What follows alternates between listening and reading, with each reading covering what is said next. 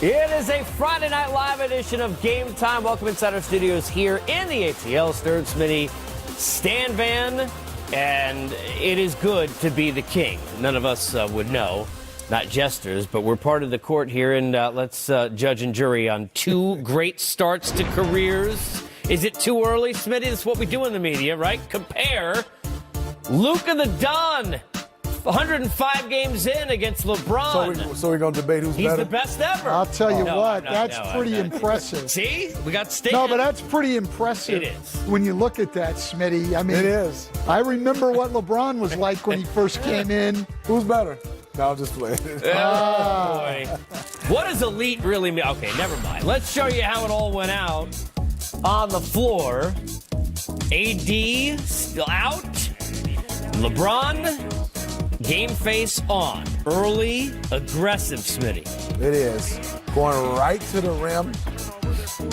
More of a scoring mentality, but he still can flat out pass it. But he was all scoring at the beginning. And looks at the game, right? Assess, no AD, which means more for Kuz with the tip. How good has Dwight Howard been? All the bigs have been good, Stan. He went and got this one. You know what? They put both those guys, he and McGee, in great roles for them. And they've accepted those roles and are playing them very well. Accepting a beating here. Dallas, 78 in the first half. I mean, you got to be kidding me. Offensive firepower and not much defense in the paint either. Luka doing his thing. Struggling, some frustration. Free throw line, misses the first.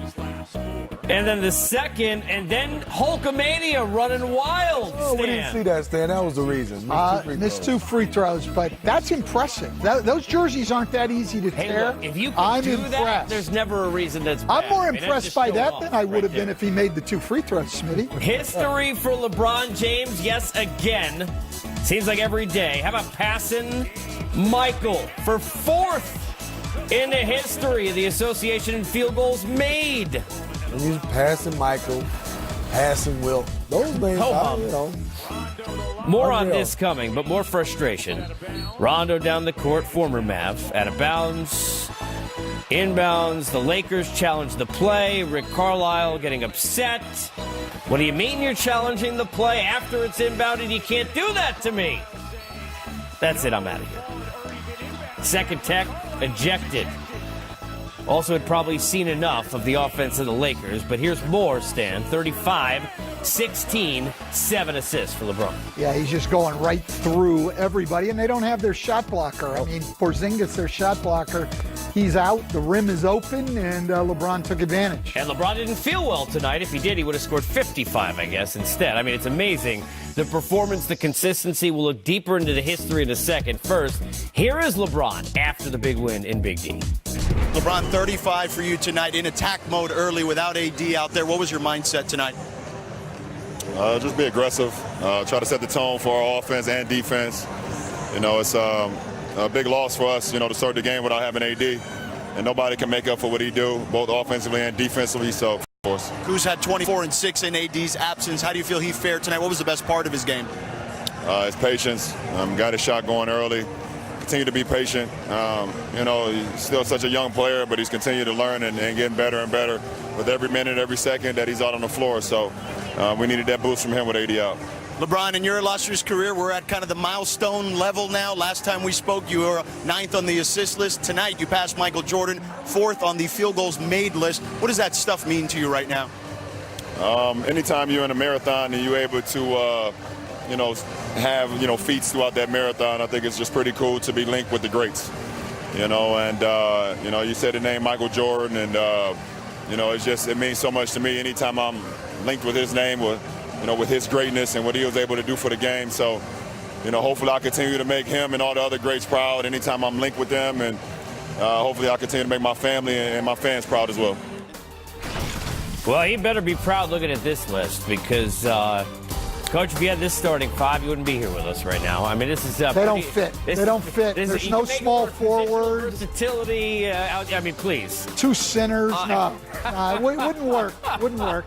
I'll just play zone. Yeah, Yeah, right, there you exactly, go. exactly. I think you'd be okay. You might find something. You know, it's amazing because Smitty, we sat here a year ago talking about him passing Wilt, and when you think about these things, and it's remarkable to think of how much he still has left after amassing such totals. Yeah, I think today just shows his greatness. No AD, his leading scorer, and you look at it, he had 35 points in 32 minutes.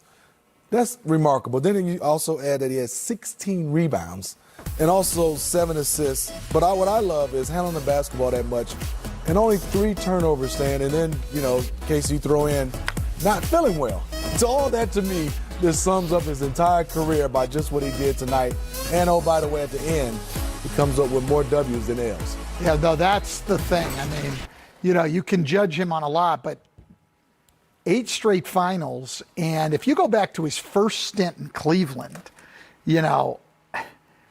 he took some teams that didn't have a lot of talent around him. It's a cliche almost now that the great players make everybody better. He, more than anybody, at least in my time in the league, 25 years, truly makes everybody around him better.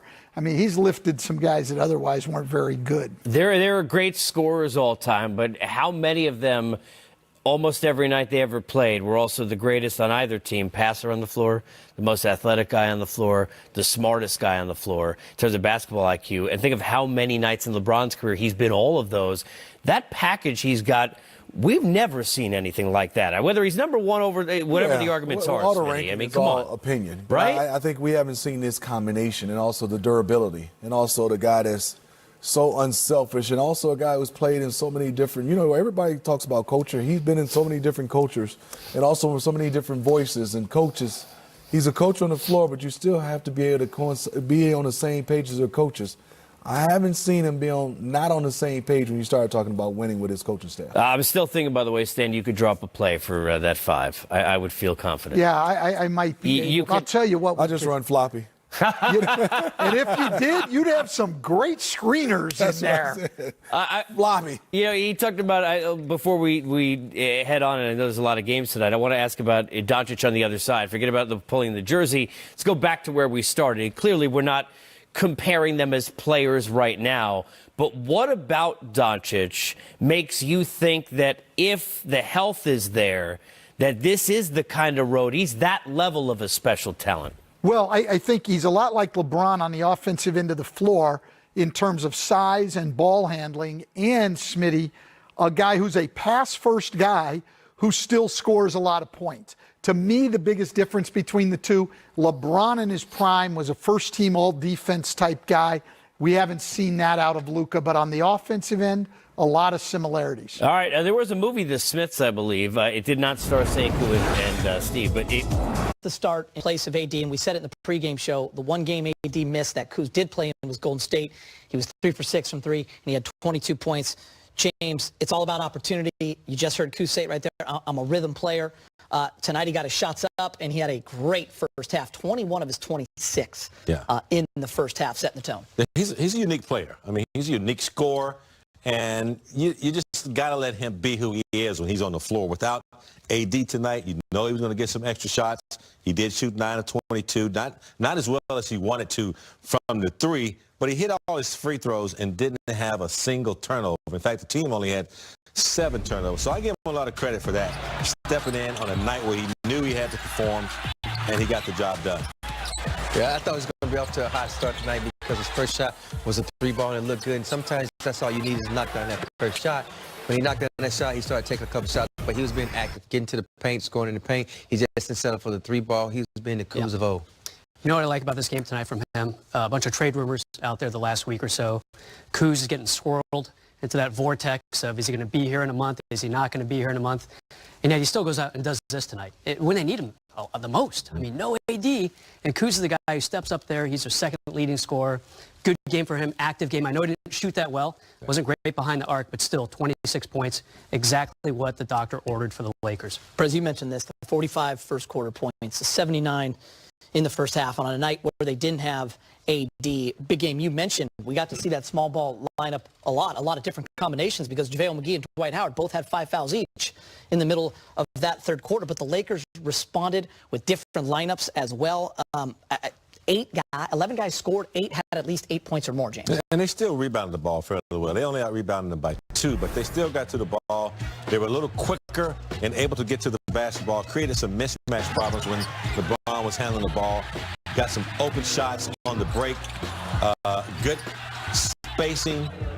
And, you know, I just like the way they played tonight, and they still were able to rebound the ball fairly well, but they got decent shots on LeBron's performance.